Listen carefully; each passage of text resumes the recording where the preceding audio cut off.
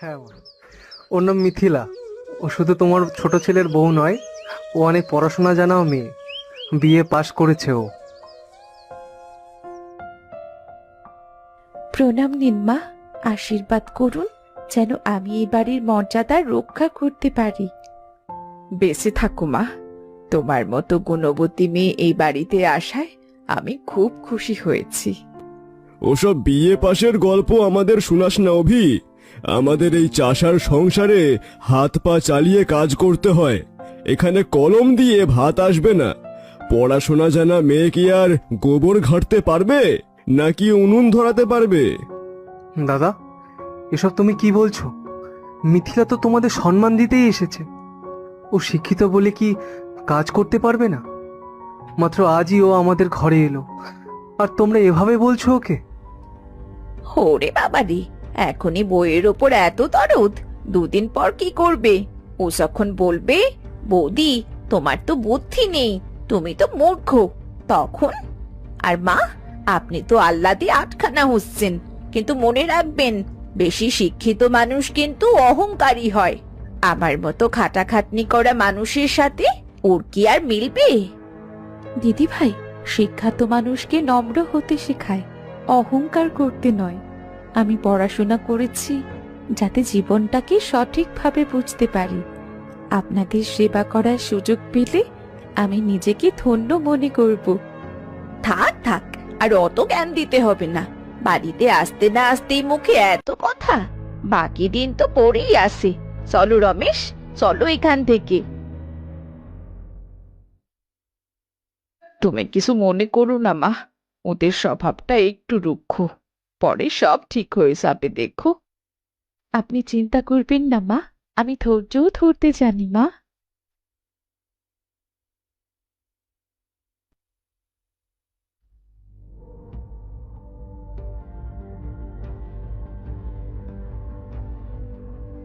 কি গো রাধা, কি হয়েছে? এমন করে রাগে ফুঁসছো কেন? মালতী দি, দেখলে তো আমাদের কপালটাই মন্দ, নয়তো এমন আপদ কি করে জুটলো কপালে? কেন গো, কি হয়েছে? তোমার ওই শিক্ষিত জায়ের কথা বলছো নাকি? পাড়ায় তো টিটি পড়ে গেছে, সবাই বলছে অভি নাকি মস্ত বড় বিদ্বান মেয়েকে ঘরে এনেছে। আরে ধুর ধুর, বিদ্যার না সাই। আজ সকালে তাকে বললাম উনুনটা একটু ধরিয়ে দাও, সে তো দেখি দেশলাই কাঠি জ্বালিয়ে আগুনের শিখার দিকে তাকিয়ে আছে। আমি জিজ্ঞেস করলাম কি দেখছো? সে আমায় বলল, দিদি ভাই, অক্সিজেনের অভাবে আগুন ঠিক মতো জ্বলছে না। বলো দেখি কেমন অলক্ষণে কথা! উনুন ধরাতে অক্সিজেন লাগে নাকি খড়ি লাগে? অক্সিজেন? ওটা আবার কি জিনিস? ওসব বইয়ের কথা দিয়ে কি আর হাড়ি চলবে? শিক্ষিত মেয়েদের ওই একই দোষ, কাজের চেয়ে কথা বেশি বলে। এই যে, আমি এতকাল ধরে চাষবাস করছি, কখনো তো অক্সিজেন দিয়ে ফসলে ফলালাম না। রমেশকে বলো রাধা, শাসন না করলে পরে কিন্তু এই ছোটসা তোমার মাথায় কাঁঠাল ভেঙে খাবে। তোমরা সে ভয় পেও না, মনে মনে এমন একটা ফোন দিয়ে এটেছি না, পড়াশোনা করেছে তো কি হয়েছে? আমি প্রতিজ্ঞা করছি তার ওই বিয়ে পাশের গুমর আমি কয়েকদিনের মধ্যেই মাটিতে মিশিয়ে দেব। এমন সব নিষ্কাজ তাকে দিয়ে করাবো যে পড়াশোনার কথা ভুলেই যাবে। কি করবে কি শুনি? কাল থেকে তাকে দিয়ে সারা বাড়ির ঘুঁটে দেওয়াবো, গোয়াল ঘর পরিষ্কার করাবো, আর বাসনও মাজাবো। দেখি তার বিদ্যে তাকে এই নোংরা কাজ থেকে বাঁচাতে পারে কিনা। তার ওই নরম হাত যখন গোবর আর ছাই খাটবে, তখনও বুঝবে শিক্ষা বড় নাকি ঘরের কাজ। সাব্বাস রাধা, তবেই না তুমি রমেশের সুযোগ্য স্ত্রী। পড়াশোনা জানা মেয়েদের একটু শিক্ষা দেওয়া দরকার, এরা গ্রামে এলে বেশি পণ্ডিতি দেখায়। আমিও বুঝিয়ে দেব, এ বাড়িতে থাকতে হলে আমার পায়ের তলাই থাকতে হবে। তার কলম চালানোর হাত দিয়ে আমি তার মেঝের তলা মোছাবো। সত্যি রাধা, তোমার বুদ্ধি আছে বটে।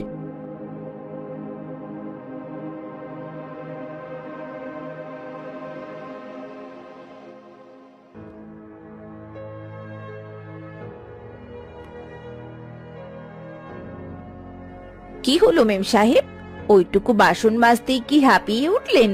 পড়াশোনা করার সময় তো খুব লম্বা লম্বা কলম চালিয়েছেন, এখন একটু ছাই ঘষতেই হাতে ব্যথা করছে নাকি?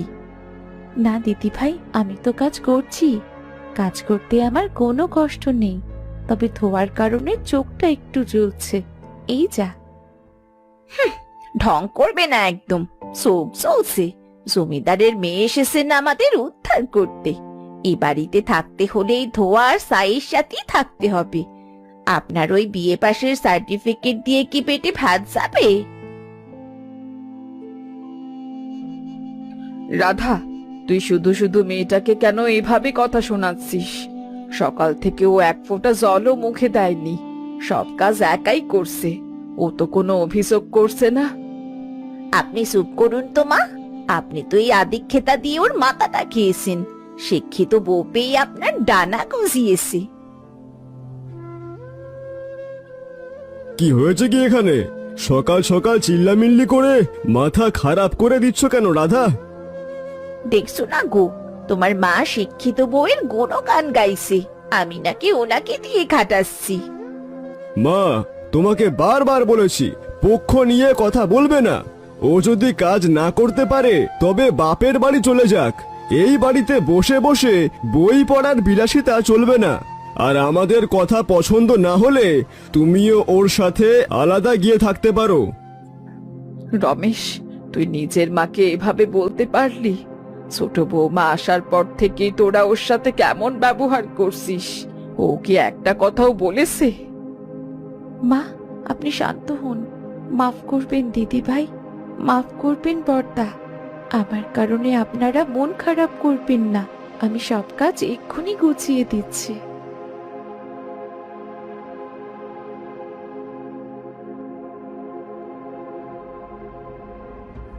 এই তো রমেশ ভাই, এই কাগজে সই করলেই কেল্লা ফতে। অনেক টাকা তুমি একসাথে পাবা। তারপর জুয়ার বোর্ডে একবার বসলে এই টাকা দ্বিগুণ হয়ে যাবে দেখবে। একদম ঠিক বলেছ নরেন। এই চাষবাস করে কটা টাকাই বা আসে? তার চেয়ে জমিটা বেচে দিয়ে একবারে বড়লোক হওয়া ভালো। এ কি শুনছি আমি? তুমি নাকি তোমার ওই পৈতৃক জমিটা বিক্রি করে দেওয়ার সিদ্ধান্ত নিয়েছো? এটা তো তোমার বাবার শেষ স্মৃতি। ওসব স্মৃতি দিয়ে পেট ভরবে না মোড়ল মশাই। জমি আমার, আমি যা খুশি তাই করব। এতে আপনার কোনো মাথা না ঘামালেও চলবে। রমেশ, আমি তোমার মঙ্গলের জন্যই বলছি, এই জমি তোমাদের অন্ন দেয়। জুয়া আর নেশায় পড়ে এই নিজের ভবিষ্যৎ অন্ধকার করো না। অভি আর তোমার মা কোথায় যাবে? দেখুন দেবাশিস বাবু, আপনি মোড়ল হতে পারেন, কিন্তু আমার অভিভাবক নন। আমার পরিবার আমি বুঝবো। ওই অভির মতো শিক্ষিত অপদার্থের জন্য আমি আমার কোনো সুযোগ নষ্ট করতে পারবো না। আপনারা গ্রাম্য লোকেরা শুধু অন্যের পেছনে কাঠি করতে জানেন। হ্যাঁ, একদম ঠিক বলেছ রমেশ ভাই। তোমার ভালো অন্য কারোর থেকে তুমি সবচেয়ে ভালো বুঝবে। রমেশ, অহংকার আর মূর্খতা মানুষকে অন্ধ করে দেয়। আজ তুমি আমাকে অপমান করছো, পৈতৃক সম্পত্তি নষ্ট করছো। মনে রেখো, যেদিন পথে বসবে সেদিন এই মাটি তোমাকে মনে করাবে তুমি কি ভুল করেছো। থাক, যথেষ্ট হয়েছে। আমাকে আর জ্ঞান দেবেন না। নরেন, চলো তো এখান থেকে। কালই আমি দলিলে টিপসই দিয়ে দেব, দেখি কে আমাকে আটকায়।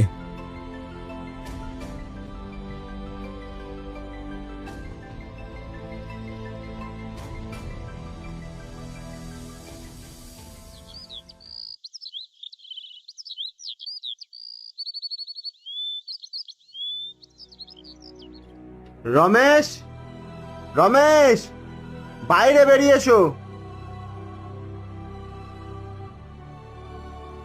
অনেক দিন তো হলো, আর তোমাকে সময় দেয়া যাবে না। নরেন ভাই, একটু সময় দাও, আমি সব টাকা শোধ করে দেব। জুয়ার বোর্ডে কাল হাতটা একদম খারাপ ছিল, নয়তো সব টাকা আমি দিয়ে দিতাম। ওসব গল্প অন্য কাউকে শোনাও। পৈতৃক জমি বেচে যে টাকা পেয়েছিলে তার এক আনাও কি তোমার কাছে আছে? সব তো কাল রাতেই শেষ করে দিলে। এখন এই বাড়ির দলিল আমাদের মহাজনের কাছে জমা, হয় টাকা দাও নয়তো এখনই বাড়ি খালি করো। এসব কি বলছো নরেশ ভাই? বাড়ির দলিল মহাজনের কাছে কেন? দাদা, তুমি কি আমাদের মাথা গোজার শেষ আশ্রয়টুকুও বেঁচে দিয়েছো? এসব আমি কি শুনছি দাদা? আমি আমি ভেবেছিলাম টাকাটা দ্বিগুণ করে সব ফিরিয়ে দেব, কিন্তু নরেনই আমাকে বলেছিল যে এই দানেই সব জয় হবে। রমেশ, স্পষ্ট শুনে রাখো, সূর্য ডোবার আগে তোমার যদি এই বাড়ি না ছাড়ো তবে আমরা তোমাদের সবকিছু বাইরে ছুঁড়ে ফেলবো। এই বাড়ি এখন মহাজনের মালিকানায়। ওসব কথা বলে লাভ নেই অভি।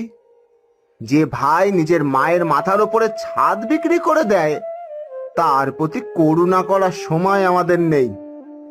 ওরে রমেশ, শেষে তুই আমাকে গৃহহারা করলি। এই দিন দেখার জন্যই আমি তোকে পেটে ধরেছিলাম।